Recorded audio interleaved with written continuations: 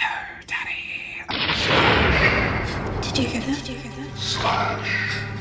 There it is again.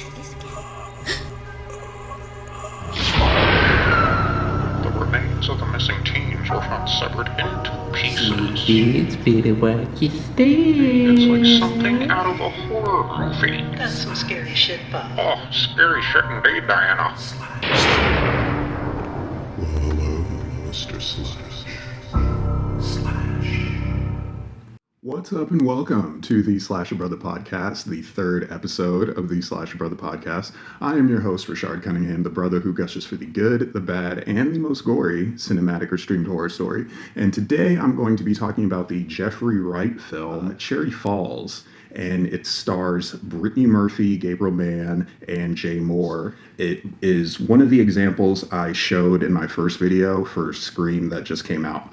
And it definitely was trying to be Scream. Cherry Falls is its own concentrated story, but at the same time, it still just felt like Scream. It felt like it was trying to do the same thing in a lot of different parts.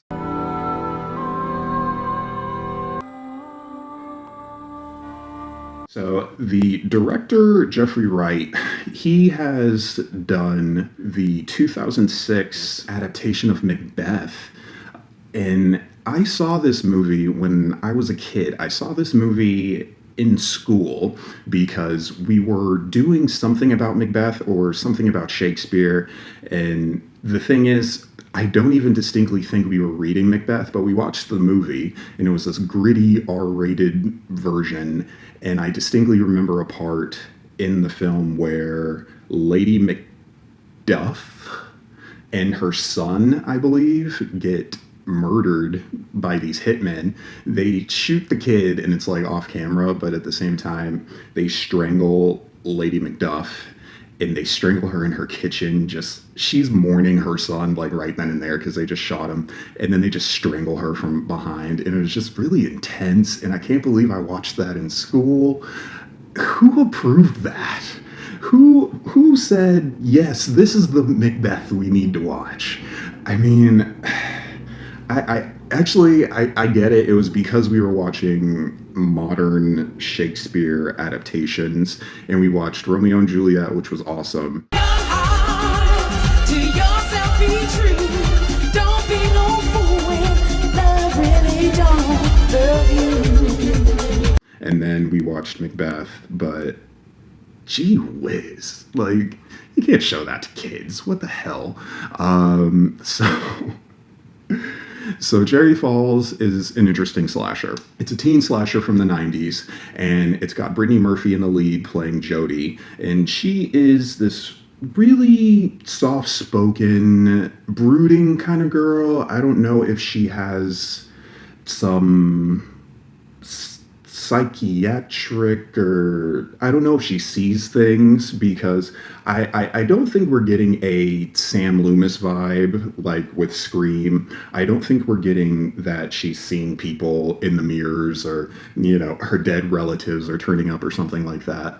I think that she's just very on edge all the time, because Jodie's character is the daughter of the sheriff, and there's actually a scene where they're doing like a self-defense training, and you can tell she's the sheriff's daughter just because naturally you would think like, yeah, I'm going to give my daughter some self-defense tricks to, you know, help her out in case she's in danger in any situation, which does make sense. But she's very fragile at times, so there's not like that tough badass, you know, thing. We get that she's very tough in certain moments, but we don't get a whole lot of toughness. We don't get toughness like Jamie Lee Curtis or Sydney. We get a girl who's really in danger, and so she's going to do whatever she wants to defend her life. Jodie's a dark character, and her darkness comes out in very interesting moments. The thing about this movie is there's a lot of sexual tension with this movie, and the thing is, I mean, I get the sexual tension comes from the fact that this is a horror film about a serial killer who is targeting virgins. Holy Heavens, Batman, they're killing virgins. The way the actors play it throughout this movie, there's so much sexual tension between some of the scenes. Honestly, there are a lot of scenes where you just look at the actors and it just looks like they really want to. They really want to have sex with each other. They're playing their roles, but at the same time, there's just a lot of. There must have been some chemistry. There's just something happening here because it was a lot. It was too much. And so we open with Jesse Bradford and his girlfriend making out in the car. Now, first I want to point out that Jesse Bradford is playing a nerd, but at the same time, Jesse Bradford's really hot, and it's hard to watch this scene and listen to his dialogue, and you know it's bullshit, and it's kind of just like this teenage space crap that he's spewing to his girlfriend about she's the moon or the center of his universe and them having sex would be this one big cosmic act. It's very stupid, but at the same time, Jesse Bradford is just delivering those lines so well and so good, and we put all our cosmic energy into that one explosive act.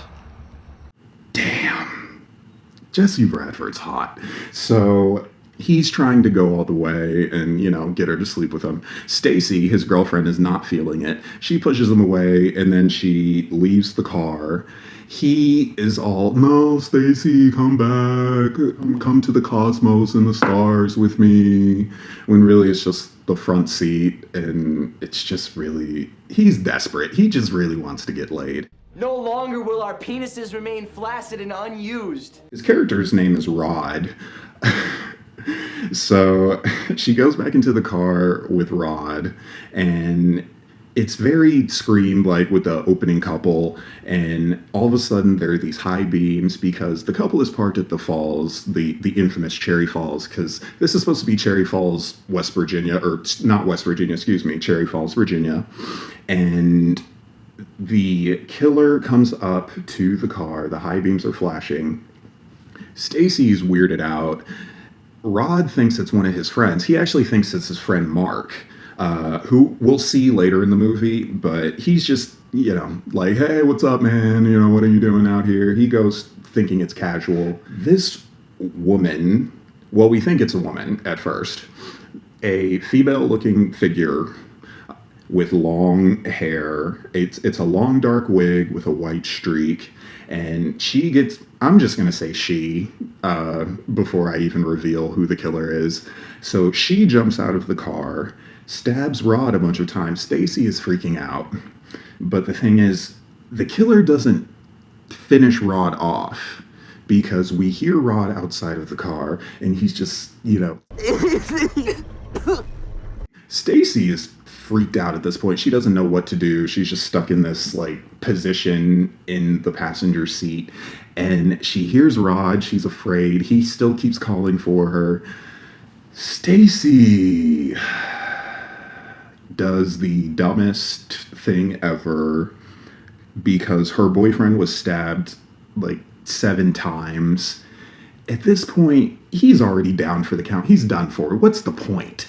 But Stacy still opens the door, and Rod is there, and she's screaming, but of course the killer didn't go anywhere. The killer stabs Rod in the neck. Stacy is up against a tree. The killer's all just breathing on her like, it's very Beavis and Butthead mouth breather over the telephone thing. Yeah, me too. The killer has a curved blade, which is very Richard Ramirez. At first it didn't even hit me until midway through the movie. I was like, wow, that's very Night Stalker to have that. But the killer is holding this Night Stalker blade up to Stacy's face and just leans in slowly, and that's all we get before we get to our lead, Brittany Murphy. Brittany Murphy is the lead in this. I absolutely love it. I wish Brittany Murphy did more horror movies before she unfortunately had passed. But I'm glad she did this film. Brittany is killing it in this movie. She put a lot of emotion.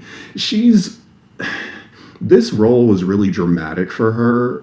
But the thing about Brittany Murphy is she's a great dramatic actress. And especially, I compare her emotions in this movie to especially the scene in Girl Interrupted when Angelina Jolie is talking shit to her character and she says, "You like being Mrs. Randone," and she's pushing her to that level, and you see Brittany Murphy die inside during that scene, and all she says is, "Have fun in Florida." That's what a lot of this was. She really went deep with this role. I don't know if Brittany Murphy was a method actor or not. She's still giving just as much emotion, if not more, maybe, than Neve Campbell. And that's not a diss to Neve Campbell. Neve Campbell was playing Sidney Prescott. Brittany is playing Jodie. And Jodie, her emotions are intense because Jodie's under a lot of pressure.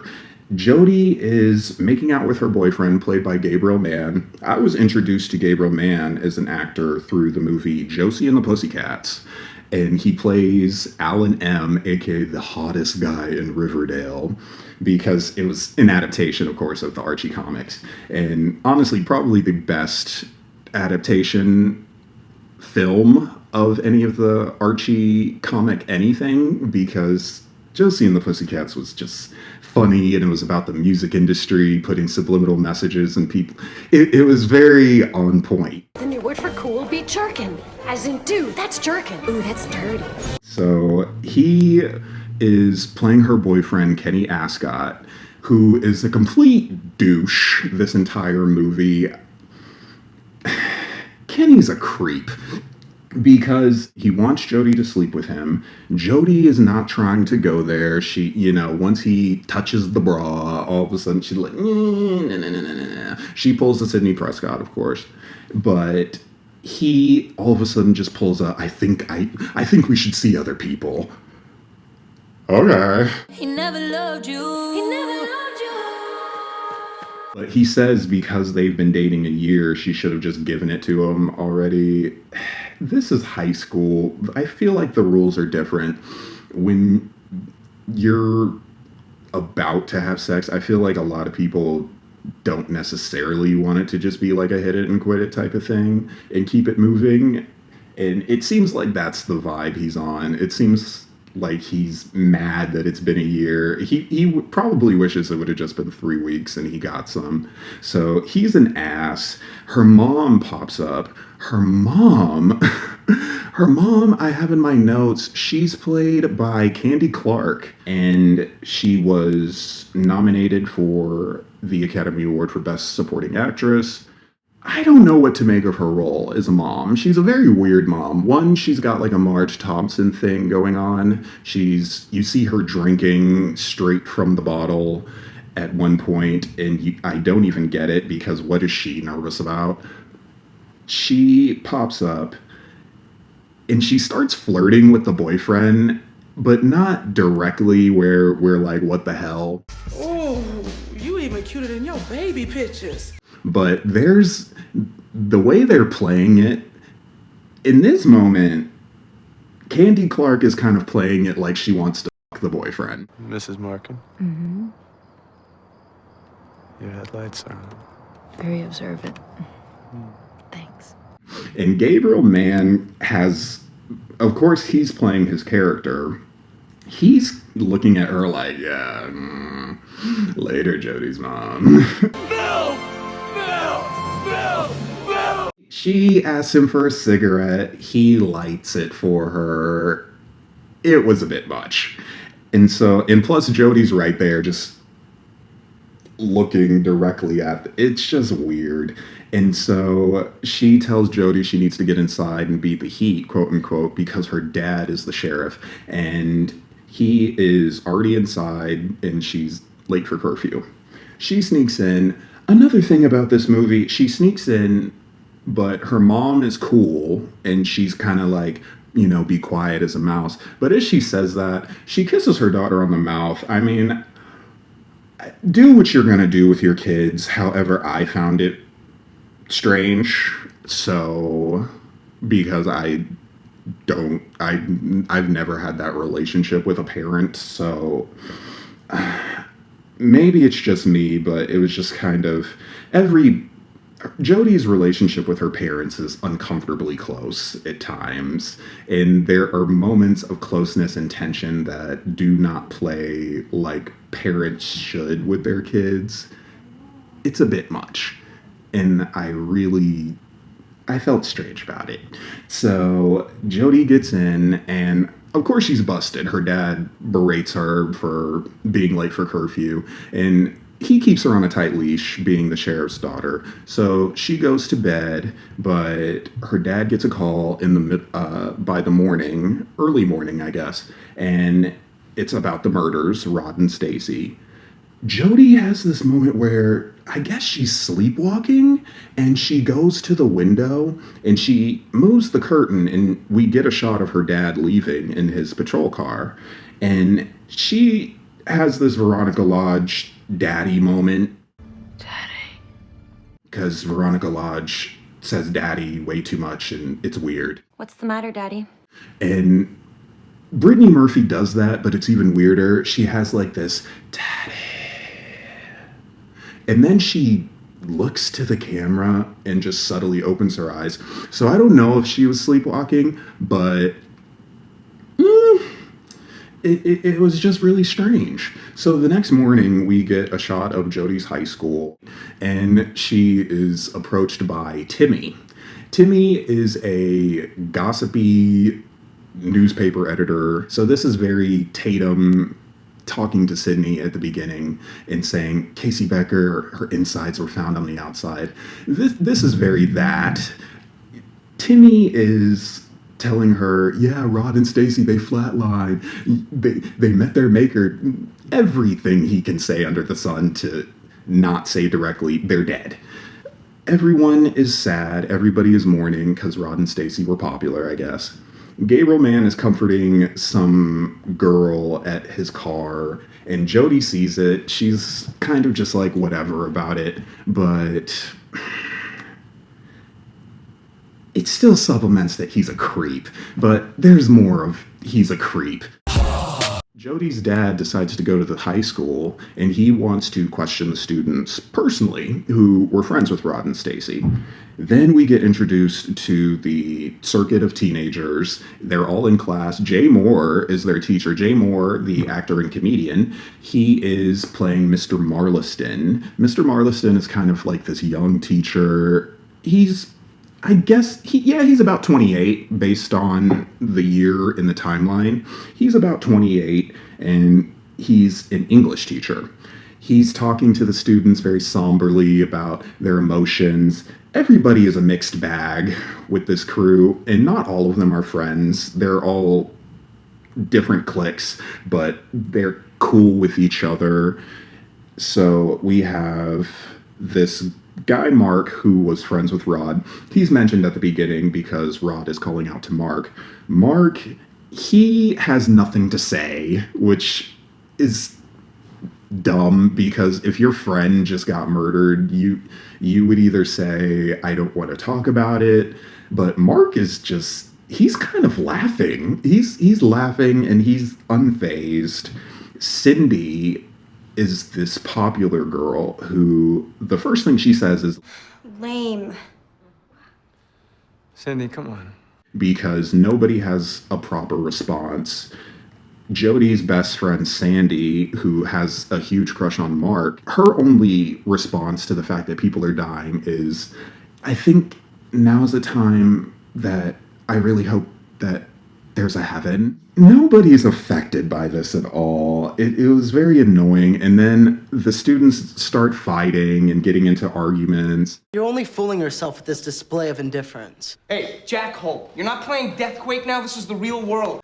And it's just very obnoxious fighting. One of the guys is the actor Michael Weston, and he's the one that's playing Ben. He's the smartass out of everybody. I guess you could say he's a Randy-ish type. Like, looking at him, you get a Randy vibe. He's an asshole. He's talking smack to Cindy, and he teases her about, I guess, being a lousy lay or something like that, even though they've never slept together, but he's trying. If I'm so all used up, Ben, why do you try to hook me up nonstop? I find experience attractive. All right, shut up now, would you please? So they have this weird love-hate, but they might do something dynamic. They later hook up and have sex, so you get what the sexual tension is. Jay Moore wraps Michael Weston's scarf around his mouth to get everybody to shut up, which, okay, child abuse. And Jody's dad comes in. Mr. Marliston, he wants the sheriff to give more information to the students about this killer. The sheriff is basically like, Marliston, piss off and teach English. Those that can't do, teach. We get this cafeteria scene. We get more of the students at school. There's more to it. Jody is sitting with Sandy. Sandy is still looking at Mark from afar. Mark is cute, but at the same time, he's just stupid. He's a stupid teenage boy. Jody and Sandy join Mark and Ben at their table. Ben is whatever still about the murders. Sandy is still looking at Mark. Mark is chewing on, I guess, a burger or meatloaf or something. But the way he's eating it like he's just high as hell. He's had every weed brownie that he could find, and he's just eating this patty just like it's the greatest thing on earth, and he's just slowly like, I think these ribs rule. He's a mess. But for some reason, Sandy is just so entranced and in love. He's slobbering all over his lunch, and she just can't. She's like Cassie in Euphoria. She's just so taken aback. All of a sudden, while the four of them are sitting and having lunch, this girl, Annette, storms in. Annette comes out of here like a bat out of hell and just starts kicking this guy's ass in the middle of the lunchroom. Everybody is, of course, oh yeah, world star! She calls him a freaking liar. Apparently, this guy is spreading a rumor about Annette that she gave him a Hummer, quote unquote. Dylan's been telling people, and that gave him a Hummer. Annette is saying the guy is lying, and he calls her a sucking liar, and she hits him again. The principal breaks up the fight, and Ben says, well, yeah, they're saying that Annette gave him a Hummer, and of course it's not true, because he starts laughing and says, Annette thinks fellatio is a character in Shakespeare. She wouldn't know a dick if its name was Woody. Annette is a virgin. She's not sexually active. And of course she'd be mad about this rumor being spread. I've never seen a girl attack a guy like this, but damn, go ahead. Annette gets murdered, very Casey Becker-like too. She's alone at home. Her parents go out for dinner. Annette gets a knock at her front door by a woman claiming to be Laura Lee Sherman. Now, Annette doesn't know who this person is. She's already skeptical about it. 2 people have been murdered. She's home alone. It's not a good vibe. The woman says, oh, well, I'm just a friend of your mom's, so I just came to drop something off. I thought she would have mentioned it. Annette's just like, nah, she didn't say anything, but can you just slip it through the door? Kind of smart, but not really. She opens the door, but it was smart to say, just slip it through the door instead of opening it fully. It's enough of an open door to grab Annette by the head, and the killer slams the door on her head and knocks her out. The parents get home, they're drunk and in love. Unfortunately, their night is ruined when they get home, the doors open. Of course, they're screaming for Annette, very Casey Becker when her parents get home. Casey! Casey! Annette! Annette! And all of a sudden, the mom looks up and Annette is strapped to the ceiling, torture style. Like she's on a wheel of some sort. She's not on the ceiling fan. She's on a torture wheel and she's bled out completely. Apparently she was hacked up with an axe because we see a hatchet down on the floor covered in blood. And it was a lot. Well, then again, it wasn't a lot. It's not like we see organs all over the place. We get shots at the crime scene of what it kind of looks like, and we see her body later at the coroner's office because they're talking about all the victims have been virgins thus far. 3 teens are dead now. The town is in a panic, and so the sheriff, Jody's dad, decides to hold a meeting at the high school. Jody is, because this is after school, so I guess Jody stayed after school to finish her paper on T.S. Eliot. So she turns that into Mr. Marliston, and then she just randomly starts reciting T.S. Eliot. Alas, our dried voices when we whisper together. This is another example of everybody is just so uncomfortably close. And there are moments that just are like, why is this happening? Sister? We're close. So, in that's what it felt like. Even though, of course, Brittany Murphy just randomly reciting T.S. Eliot as beautifully as she does, it's not that big of a deal, but it just seems like the last thing after you turn a paper into your professor, you're not going to all of a sudden just like, and then just start quoting what you read. Mr. Marliston makes a comment about Kenny Ascott because she asks a question about people being destined for each other or something like that, but she's not necessarily talking about Kenny. She's just talking about in general. She might have a crush on Mr. Marliston a little bit, but that's alluded to, but it's not specifically confirmed. All that's confirmed is she has an appreciation for him. She likes him as a teacher. There's always that one teacher you relate to or you really like.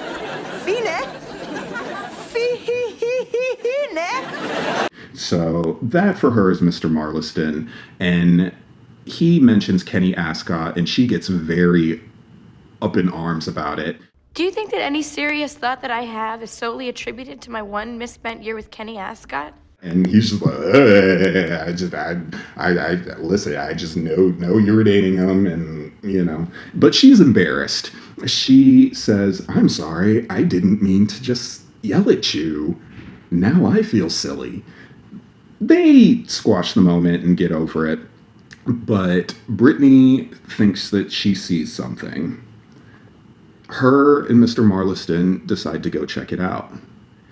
They check in the cafeteria, they see nothing but a burnt cigarette, and you see someone's boots and they have 3 or 4 diamonds painted on them. It turns out that that's just Kenny, and Kenny, it's revealed later because Kenny assumes that she has a thing with Mr. Marliston, and he's a little jealous, but it's petty. It's very, oh, well, yeah, you're mad that I talk to other girls, but you might be sleeping with the teacher. Dude, shut up. Stop being such a little bitch. So, all of a sudden, Jody is by herself, and Timmy pops up. Timmy is trying to get the scoop on the murders still for the gossip column. The principal, Mr. Sisler, he is already having a tense issue with the sheriff. They go way back, and we find that out later. And he mentions walking away from consequences, and they both know what that is, but it's not further alluded to until later in the film. But we get that there's something off, they have tension, they did something wrong together. All the parents are, of course, worried. They're worried that no arrests have been made. Then one of the parents makes a really bad joke. The parents are already getting cynical, and they start saying, oh, what do we have to tell our kids? Go out and get laid if they want to be safe. One guy says, I'm not locking up my daughter in the basement. Another guy says, you don't have to worry about that.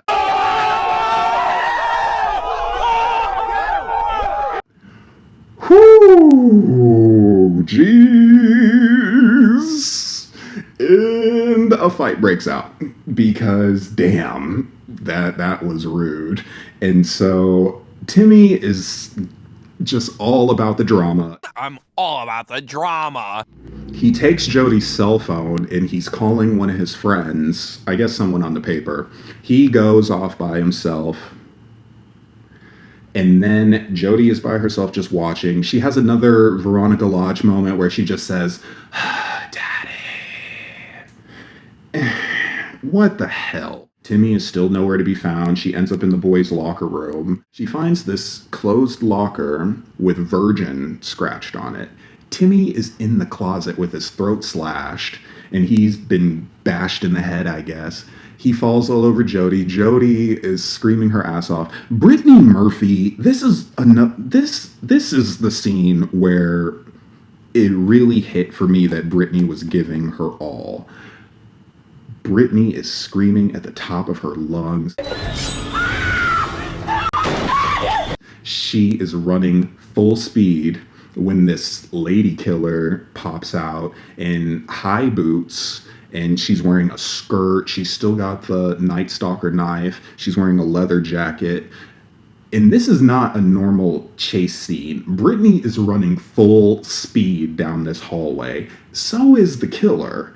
It was very intense. They have this standoff, and then the killer shoves Brittany's head into a locker, just like boom.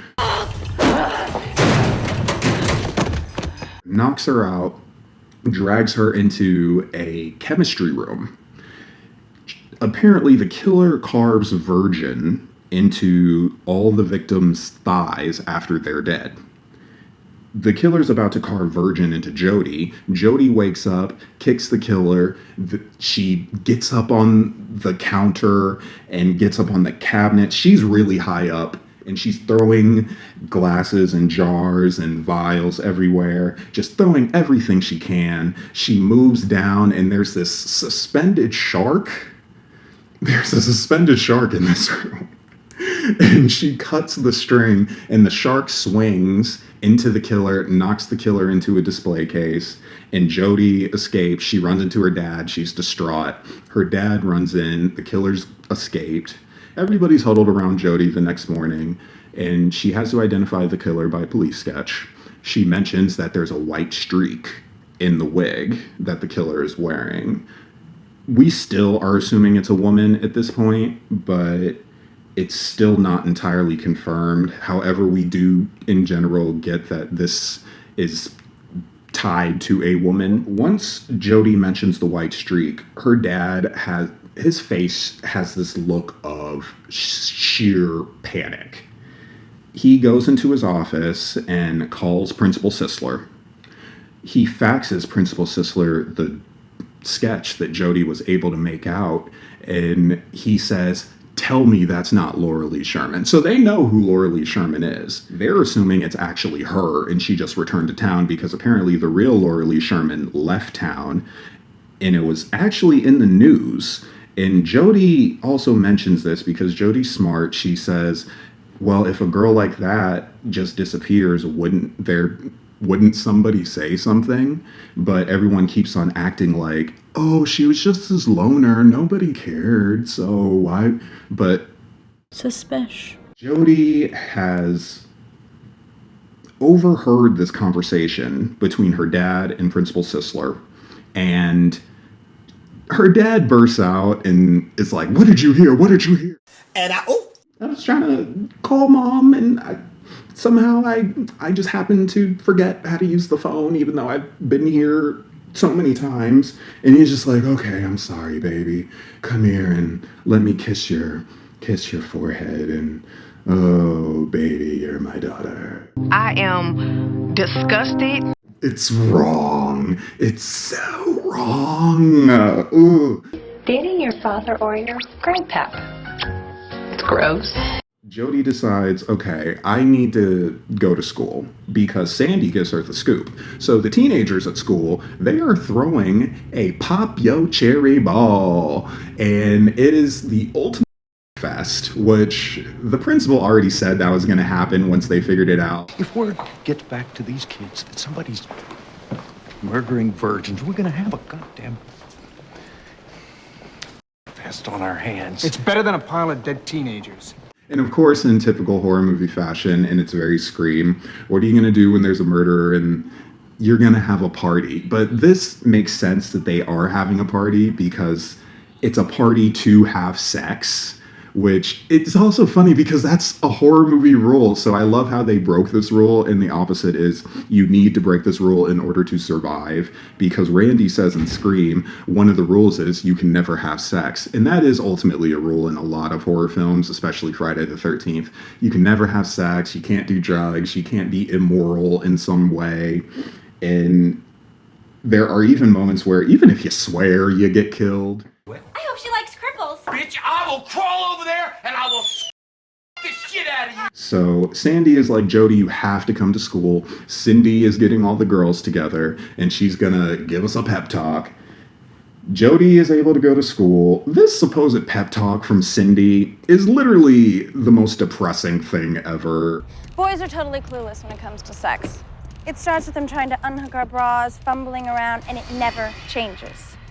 She's talking about forget about clitoral stimulation. Bitch, you better be joking. Even Sandy says, don't you think you're being a little hard on the boys? And Cindy just looks at her like, I'm about to beat this bitch up. We actually also get a moment where after the sheriff figures out what the motive is, he goes to Jody and he's asking her about how far has she gone with Kenny. And Jody says, no, we just kissed. That's normal. And he says, I'm not judging, but can you go all the way? Get down on it. Get down on it. He's asking his daughter to have sex. And that's uncomfortable. Like, that's a really uncomfortable conversation. Can you, my child, go out and get laid?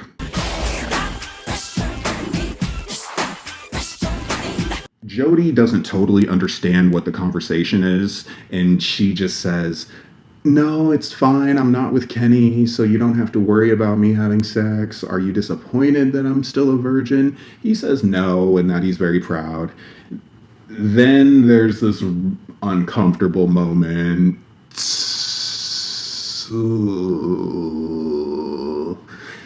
He says, you're still my little girl. I don't know. Ugh.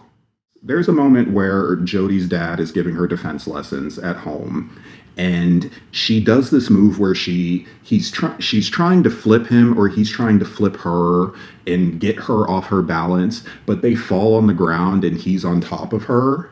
And this is another moment where they look at each other and it's, why do they play it like this? It's very uncomfortable. Why do they have these moments? Why?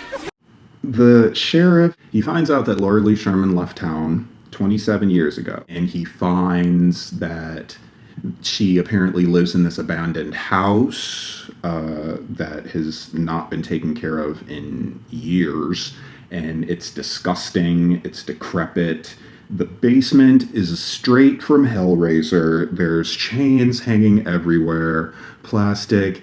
It looks like how they staged the Myers house in Halloween Resurrection to make it seem like Michael Myers had this abusive childhood and he was just beaten and tortured with ugly dolls. This was that. There's a crib, there's a nasty baby doll, and you hear underneath the soundtrack of the brooding music, you hear a child screaming and just lashes like whipping, like whoosh, whoosh. And so we get that somebody's child was abused here. The sheriff leaves and we get a shot of a long-haired woman in the doorway. I'm guessing that Laura Lee Sherman did not die. Laura Lee Sherman probably went crazy. She definitely was crazy. Now she's just this hermit woman, and she just said, okay, I'm squatting, whatever. Didn't think anybody was gonna come back, and the sheriff does. And the sheriff is on edge, but he says he didn't find what he wanted to the deputy. There's also, and this is another moment where there's so much just underlying sexual attraction and tension. The female deputy, I don't even remember her name, but when Jody is saying she wants to go to school, and Sandy is, of course, yeah, because Cindy's doing the girls thing, the deputy steps up and she's like, "It's okay, Sheriff, I'll watch the girls while they're at school." But the way she looks at Jody, it's very flirtatious, and she's just like, I'll watch the girls at school. You know, like, where are you gonna watch them, deputy? Where? It's funny just knowing the production, knowing a bit about the production of this movie. It was shot in 30 days, which is insane. And then this movie, apparently there was an orgy scene that was cut out. This movie, I read, was treated worse than any Friday the 13th movie could have ever been treated by the MPAA. This movie failed the MPAA tests numerous times, and it was never given a theatrical release because they really wanted it to. The movie is then, after it's been gutted and bitch smacked by the MPAA, it just goes straight to video. Looking at how it's cut now, I don't get it. I don't get how this movie was treated that way, but I also don't understand how Friday the 13th always got shat on by the MPAA. Jody goes to Kenny's house. Kenny is playing guitar, but you can tell he's performing for her, performing all extra for her, you know, like, I play guitar too, Jody. And so Jody is like, "Okay, Kenny, I just need to talk to you." They're in his bed, and he's rubbing her feet. She kisses his ankle, but he's wearing his shoes in bed, which is stupid. And you see a shot of his shoe with the 3 to 4 diamonds on it. So that's what I mean when you get that it was Kenny spying on her. Kenny is talking to Jody, and he says that his dad is into hookers, and he says, "I think my mom probably was a hooker." What did you call your mama? I don't know what this dialogue is. I don't like Kenny. I don't understand Kenny. Kenny is not the type of person I would have hung out with in high school. Kenny sucks. I never found you entertaining. I never found you smart. I just found you annoying. Jody is like, "Okay, I need to get on this getting the virgin thing over and done with." And Kenny's right here, so why not? It was probably going to be him anyway, because there's no other love interest for Jody. She deserves so much better. Actually, well, there's no other love interest for Jody but her dad. Is a man, is a dick, is a chicken? She's seducing Gabriel Mann. She's taking off the shirt, shows the black bra. Gabriel Mann's all into it. Before she even gets there, he's sucking on her toe. Well, she tells him to bite it. And while he's doing that, she starts hitting him with her other foot. She starts just like, harder, harder. Harder. He's not into it, but she's still forcing herself onto him. And she's just like, "What's wrong, Kenny? Isn't this what you want?" It's very... What's my name, bitch? Kenny pressures her in the beginning and throughout this movie. But the second she's pressuring him, he acts like such a bitch. Oh, baby, I love you. I need you. Bull. Jody is all of a sudden very turned off, rightfully so. And she starts getting dressed. Gabriel Mann's all of a sudden like, wait, what? This isn't happening. And it's like, dude, you were literally sweating and scared just now. Now that she's about to leave, you're like, wait. Just a guy, just a teenage guy, just stupid. And so Jody, and she says, I love this line. She says, "Kenny, I had no idea your little mind was so deceived." And the way she says it is very great. I love Brittany Murphy's voice. Kenny, I had no idea that your poor mind was so diseased. She's about to leave. Kenny does this weird ass, he grabs her from behind, and then she just shoves him off. I don't know what he was trying to do. She walks away. He screams, because he's a guy. All of a sudden, I never want to see you again. Kenny sucks. The teenagers are throwing this party. They've made a flyer for the Pop Your Cherry Ball, and it's got cherries humping, which I thought was very funny. And the principal is pissed. The second the kids get released, it's literally like summertime. It's very kind of what Stu Macher said. It's like Christmas. They literally are just rushing out, throwing papers. It's very end of school, but it's not. It's the middle of winter, and the only thing they're excited about is going to this party and getting laid. They attack one of the news guys, and the girls just start ripping his clothes off. Like, the kids are going freaking wild. The girls have gone wild. It's crazy. They're shaking news vans, they're climbing on top of cars, they're screaming like it is spring break 1999. Sandy calls the party Hyman Holocaust. There are just so many, there are so many good lines here that were just very funny and very on brand. Jody gets home. Her mom has baked these crispy ass cookies that just look utterly disgusting, but Jody gets some anyway. And she asks her mom, "Do you know anything about a woman named Laura Lee Sherman?" Her mom is instantly just kind of like, I do not recall that. I do not recall that. Very suspicious of her mom to have that reaction. And Jody just says, "Okay, Mom, okay." You ain't got to lie. She does find the archives in the library. I don't know if this technology even exists anymore. I mean, now that it's 2022, it doesn't make sense for this to exist, but she's doing the rolling archives thing.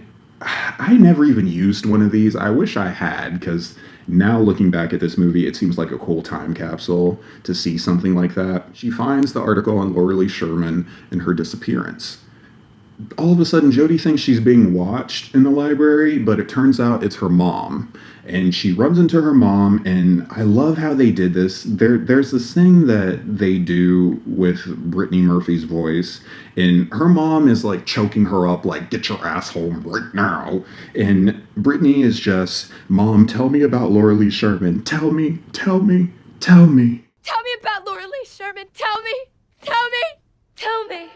It was really cool because the way they do this transition, right when she says, "Tell me," they're in the next scene, and her mom are facing each other. She keeps feeding her mom cigarettes because her mom is on edge now, and her mom has to reveal what the deal is with Laura Lee Sherman because her mom knows.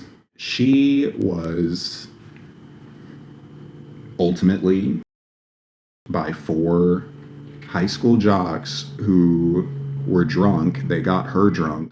The problem is they never got reprimanded for their crime because straight up privilege took over. She doesn't say privilege took over, but just listening to it, you know it's true, because Virginia, small town, 4 golden boys, I guess is their excuse. They were all on the football team, all had scholarships, they were from good family, like, privilege. There was at least a statutory presumption of a minimum of 2 years incarceration. But this judge found special circumstances warranting a departure below the mandatory minimum. 2 of the guys left town. The other 2 stayed. We find out one of the guys is the principal, Tommy Sisler.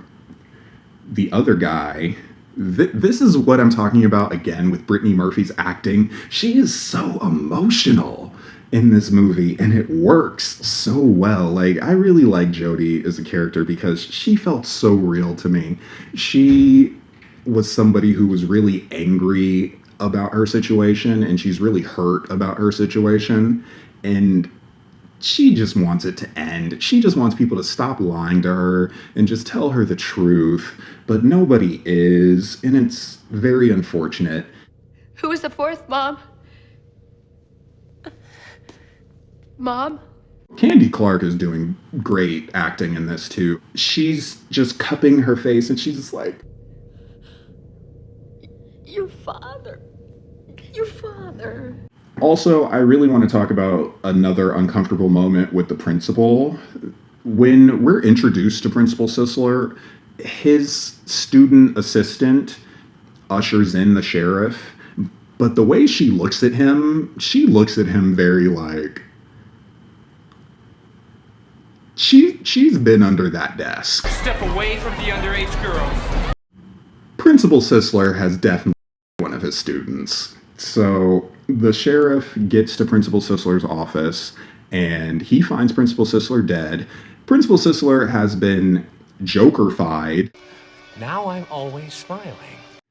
He's got slashes through his mouth and he has Virgin Knot carved into his forehead. He's still wearing his glasses. It's a funny face. It looks ridiculous. The killer is there because it's a trap, obviously. What do you got a rig? The parent trap. Knocks out the sheriff.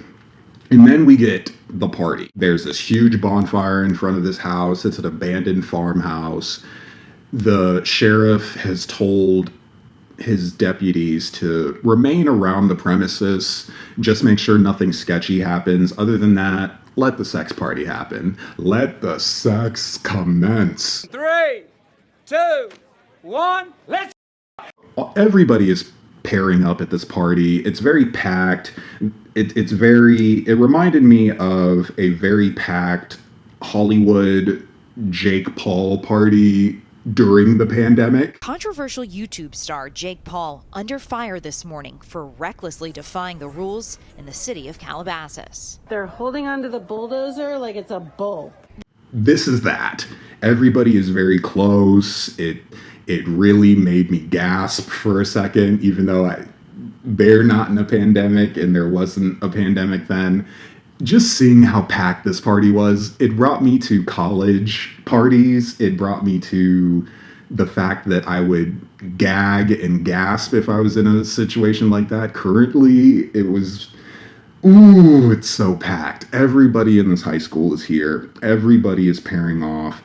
We've got Sandy and Mark pair off. Mark has a really funny moment with this blonde girl that he thinks is hot. She smells his cologne, and he has like a Brian Fantana situation. He thinks he smells good, but really it's absolute dog shit, and he probably needs to be hosed off. That's a smell of desire, my lady. God, no, it smells like a used diaper filled with Indian food. Oh! Sandy's silly ass. She, of course, thinks everything that Mark does is amazing, and she even whispers in his ear, I like it. And he's just all, yeah? So that was cute.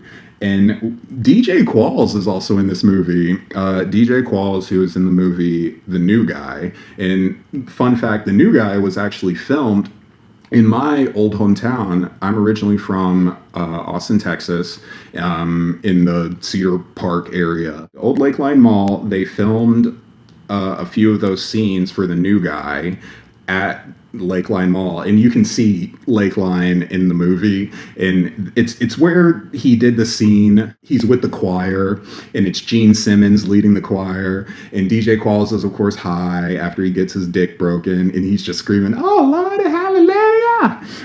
They filmed that in my hometown, so that's kind of cool. He pops up, and he is this nerd who is friends of Mark, Ben, Rod, Stacy. He's a part of the gang, I guess, but because he appears in class too with the teenagers. He just doesn't say much, and he's hooking up with this cute girl. They have like a he says, do you know how to play Deathquake or something?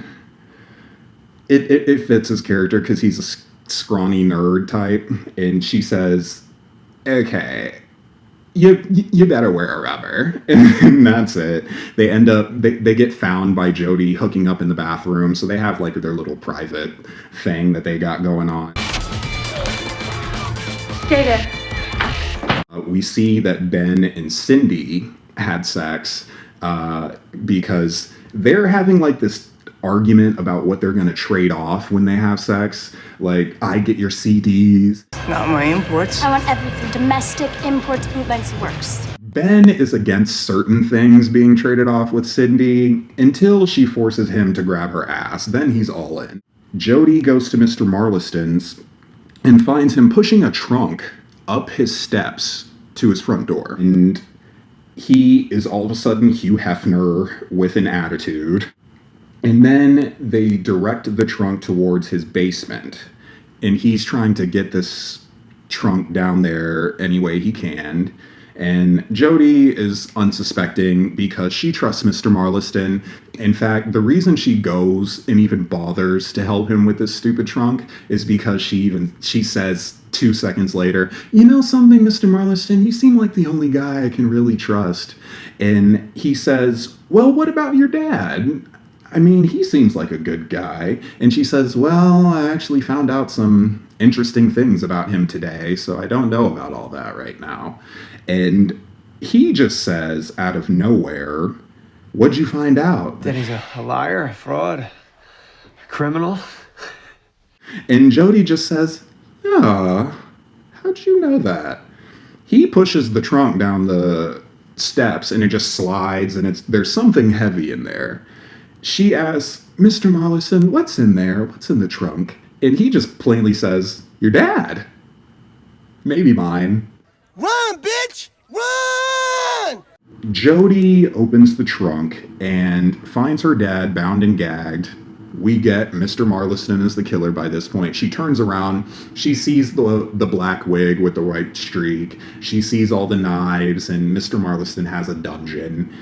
And then all of a sudden, he knocks Jody out. But she is awoken, strapped to this gurney that he has down there. Her dad is also strapped to a chair. Mr. Marliston is wearing a black dress at this point, putting on makeup, and he does this funny thing with this puppet. He wants the sheriff to confess to Jody what happened that night with Laura Lee Sherman, what the official story is, because his wife is not going to tell the full story. We get that. He says, Sheriff, tell us what happened 27 years ago when you were very drunk.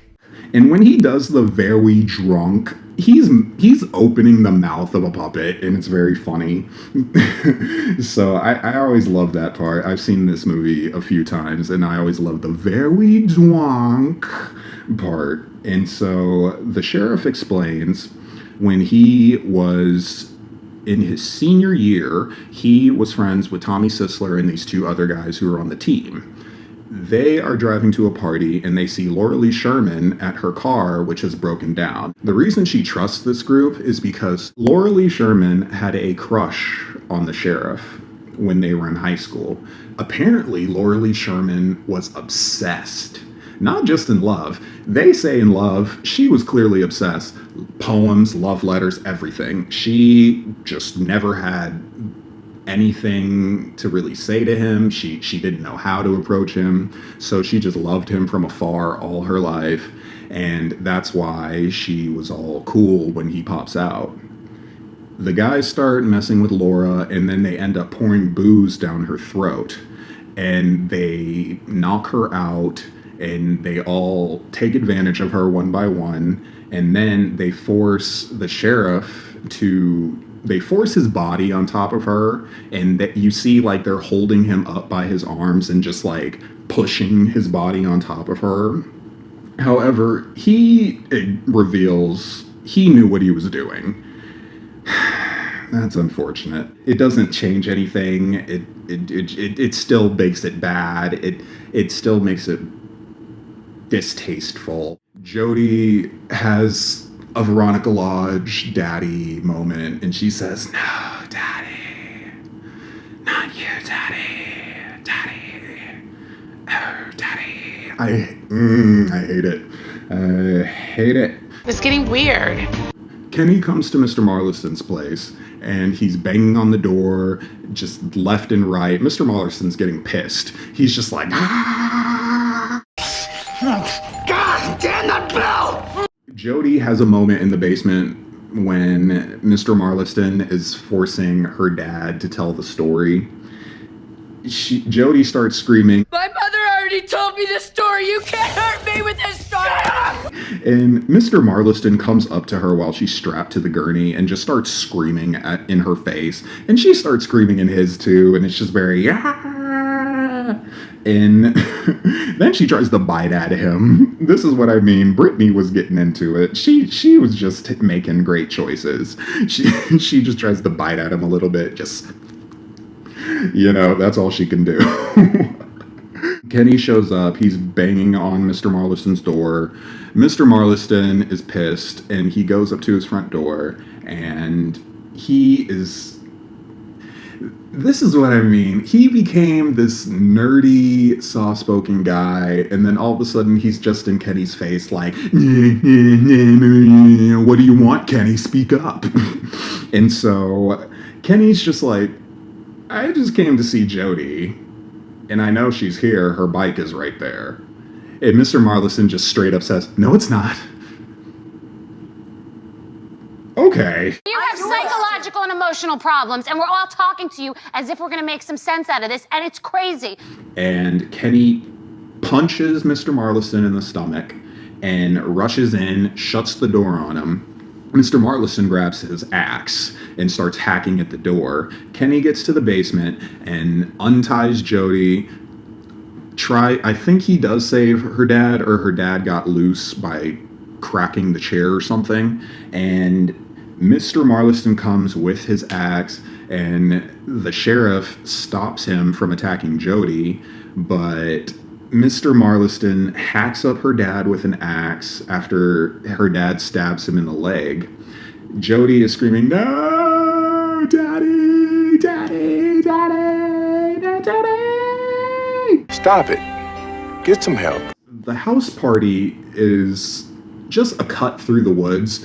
So they make it through the woods. Mr. Marliston decides to change back into his Laura Lee Sherman costume. I feel like a woman. I also forgot to mention that when the sheriff reveals that he knew what he was doing when it came to the whole assaulting Laura Lee Sherman, it's revealed that Mr. Marliston is his son. It's revealed that Laura Lee Sherman got pregnant, left town, had this kid, and abused the ever-living hell out of him.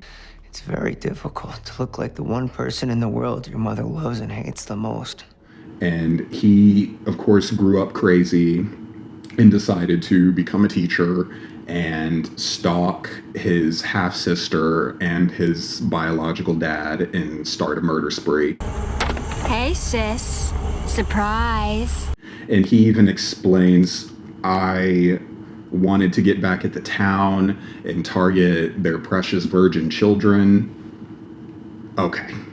Jody and Kenny get to a deputy who's waiting around the perimeter of the party. They tell him, okay, Mr. Marliston's the killer. He killed my dad, and he's coming here to kill everybody else. The guy is so stupid, but I love how they do this. He says, okay, this is my position. I can't just split. Then he gets an axe split into the back of his head, and I love it. It's great. It's a great moment. Blood sprays all over Jody, and her and Kenny run away. Before the deputy gets the axe in the head, he tells the female deputy, whatever her name is, that the sheriff's dead. She has this weird moment where she just looks up to the sky, and it's slow motion, though. And it's just very like, oh, like it just hit her or something. It's a strange way. It's a strange edit. And Jody and Kenny get to the party. The first thing they say when they rush in, all the kids by this point aren't even dancing in the crowded room. They're all on the floor making out or having sex. It's kind of like one of the circles of hell that the girl who is the knight in shining armor in Beck's Up All Night video.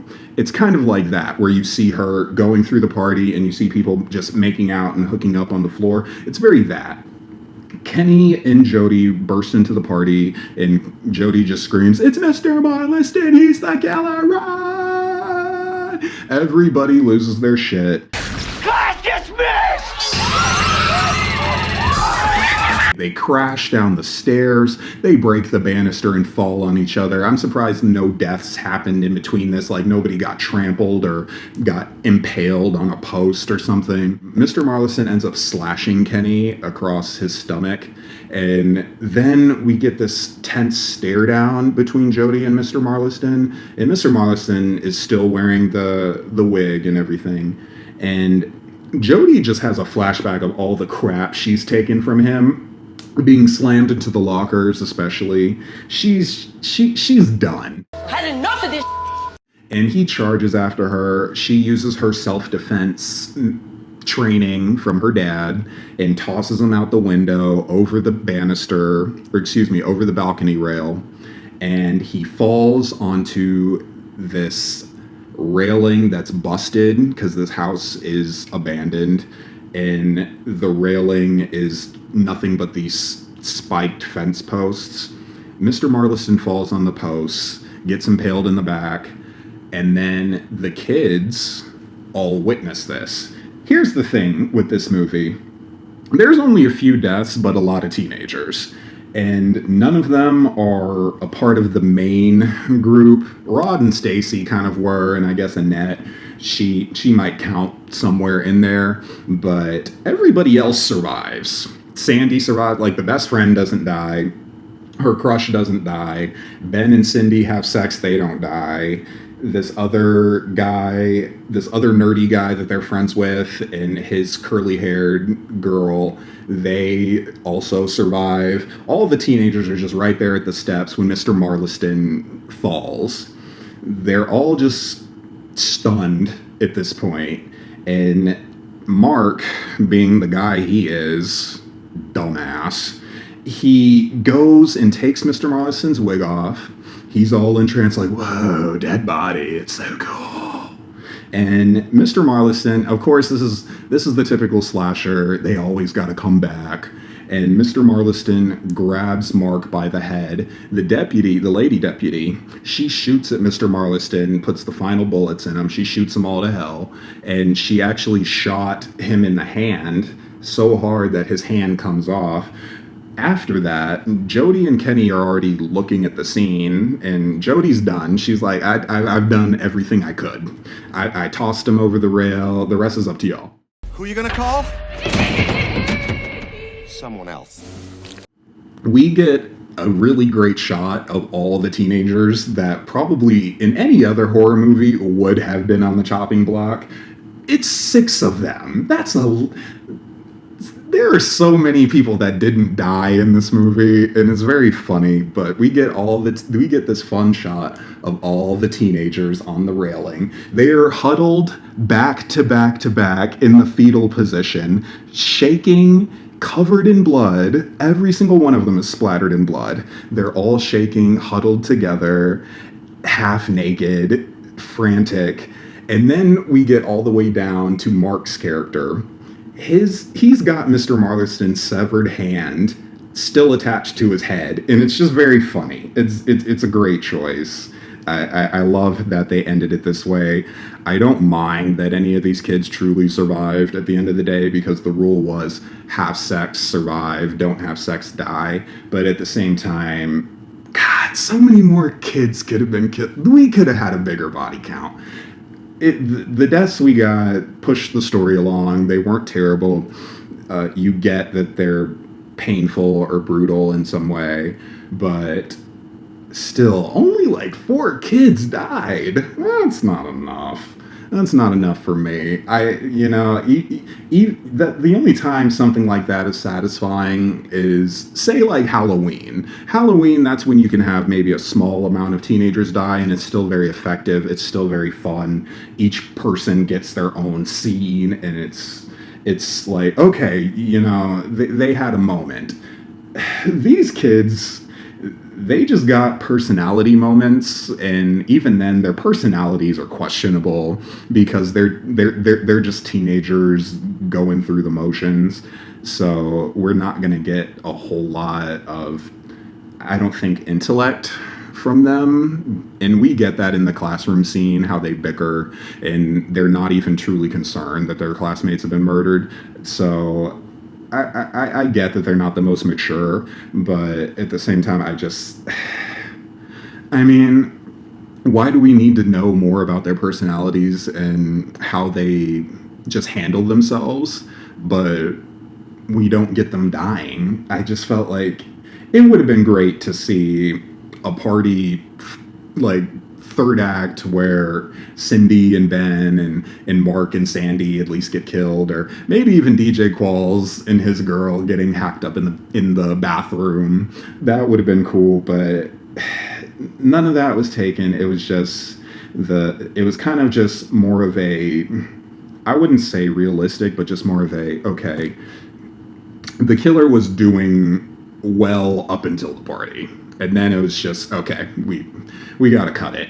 This movie is good time-wise, I will say. It's a breezy hour and 20, and it was a lot of fun. So it made for some funny but cringe moments. However, I don't think it took away from the story. We still get that it's a slasher. It still had a lot of great final girl circuits. I love when Jodie gets attacked at school and she does the whole cut the suspended shark thing. I thought that was funny.